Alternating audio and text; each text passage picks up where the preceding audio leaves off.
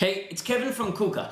I wanted to explain to you the unique process we're going to be using in the restaurant to take ingredients, turn them into dishes, and turn those dishes into something we can serve in the restaurant. Step number one is product. We look all across Bali and find out the most exceptional products that are available to us in the oceans, in the land, and in the mountains. In the ocean, Bali has an abundance of fish. It also has fantastic prawns, squids, really good octopus, as well as lobsters and crabs. So after that, we move to the land. The land has unique farmers that truly care about their animals, and they have cows, ducks, chicken, and pork.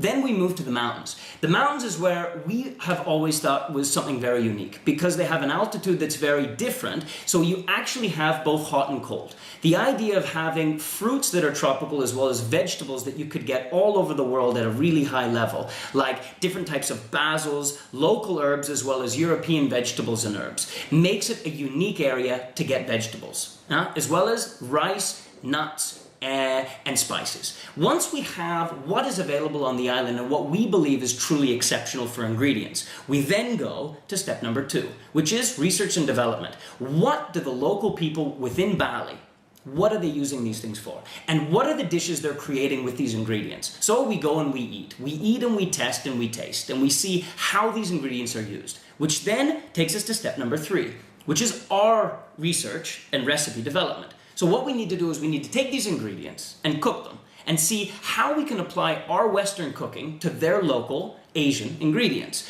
And then we start coming up with ideas and dishes that we believe will work. Then we go to step number four, which is testing and tasting.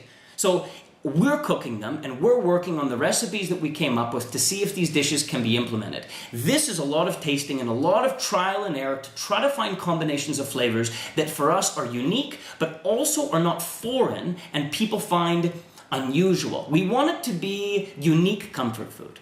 Finally is implementation. This is a very difficult process because one thing is cooking at home for some friends, another thing is being able to serve that dish every day perfectly within a restaurant environment. So this is a step where we need to look at the dishes and break down each step in the process to be able to pass on to the cooks and have them trained enough to be able to execute that in the fast-paced world of a restaurant. That's the 5 steps that we're using. I'm Kevin, back to work.